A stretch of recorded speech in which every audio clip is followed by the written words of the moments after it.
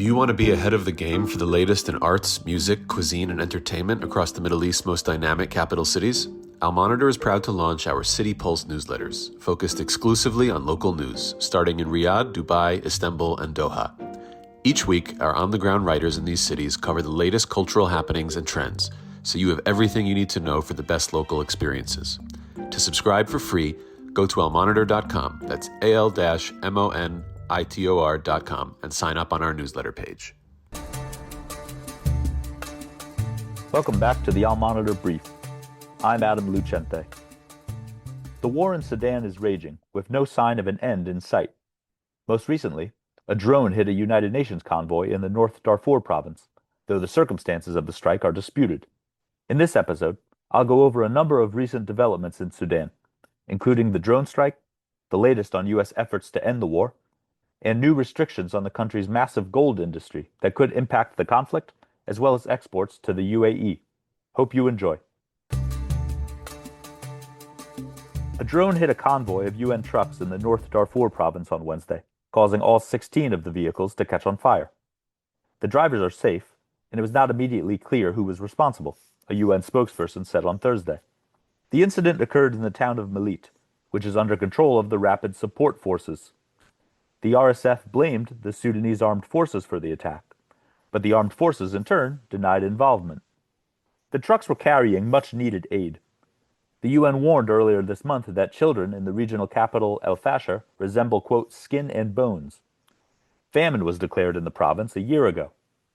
El Fasher is the armed forces' last stronghold in the wider Darfur region and has been besieged by the RSF for months. Overall, more than 24 million people in Sudan are facing food insecurity, according to humanitarian organizations. The Sudanese armed forces are generally considered to be winning the conflict. They declared victory in the capital Khartoum in March, and the conflict monitor Aklid wrote in April that the army is, quote, gaining the upper hand. Still, the war is far from over, and the Trump administration is currently making a peace push, following similar efforts with Armenia and Azerbaijan, and Rwanda and the Democratic Republic of the Congo. The U.S. is also seeking to address the humanitarian crisis in Sudan, and recently upped its rhetoric on the issue. The ALPS group, a U.S.-led coalition of countries that includes Saudi Arabia, the United Arab Emirates, Egypt, and others, said in a statement on Wednesday that they are, quote, appalled by the continuous deterioration of the humanitarian situation in Sudan. The group called on all warring parties to lift impediments on aid deliveries, ensure the safety of humanitarian workers, and related measures. Earlier this month, State Department Africa advisor Massad Boulos reportedly met Sudanese Army leader General Abdel Fattah el-Burhan in Switzerland to discuss a U.S. ceasefire and aid delivery plan.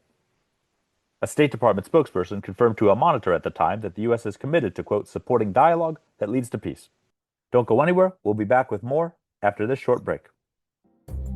Today's transformation of the Middle East is at the center of global geopolitics. Whether you're an analyst, diplomat, executive, or academic, you need the best reporting and analysis to understand what's really happening on the ground and what it means for the world. Al Monitor is the award-winning independent leader in Middle East news. From Riyadh to Beirut, Abu Dhabi to Doha, and Baghdad to Tehran, our team of over 100 expert journalists report daily on the top stories driving the regional trends. Download our mobile app and subscribe to Al Monitor to follow what leaders and decision makers are reading every day. Go to almonitor.com, that's AL-MONITOR.com, and use promo code POD25, POD25 for a discount. Okay, we're back. One reason the war is able to continue is gold. Sudan was the third largest gold producer in Africa before the war, and production is on the up, despite the fighting. Gold production amounted to 64 tons in 2024, up from nearly 42 tons in 2022, before the war began. Gold has taken on immense importance in Sudan in the past decade, largely because South Sudan took most of the country's oil wealth when it seceded from Sudan in 2011. Gold contributed $1.57 billion to the government revenue last year. The commodity funds both the armed forces and the RSF's military operations. The army presides over mining areas in the north, while the RSF does so in Darfur and the West Kordofan province. The government is now looking to exert greater control over the gold trade. On Wednesday, the Economic Emergency Committee required that gold purchases be handled by a soon-to-be-formed single government entity and endorsed closer monitoring of the precious metal to prevent smuggling. Gold smuggling is widespread in Sudan. Agence France Presse reported in February that nearly half of Sudanese gold is exported illicitly.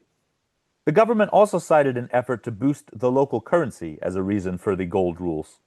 The Sudanese pound hit a historic low of 3,345 to the dollar in late July, according to the local news outlet Sudan Tribune. Gold sometimes has an inverse relationship with national currencies, and demand often rises in response to inflation, meaning the government might be hoping greater regulation of gold could lead to more stability for the pound. But perhaps the real target of the anti-gold smuggling measures is the UAE. The Gulf state has historically received nearly all of Sudan's gold exports. But Khartoum is seeking to stop the flow of gold to the UAE over allegations Abu Dhabi is supporting the RSF in the war. The UAE, for its part, has repeatedly denied the accusation. Recently, the Sudanese armed forces have been working to divert gold to the UAE by sending more to neighboring Egypt, a country which has friendly relations with Sudan. However, most gold still ends up in the UAE, according to a March report from Chatham House. Will this effort to bring gold under control work? With the armed forces still not in control of the country and smuggling persistent, getting control of the gold market could prove difficult. It's also worth noting that the majority of gold in Sudan is mined by small artisans. The government is also making an effort to bring in more professional miners, signing deals with companies from Russia, China, and Qatar last year. Thanks for listening to the Al Monitor Brief.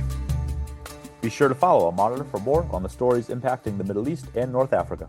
Until next time, I'm Adam Lucente.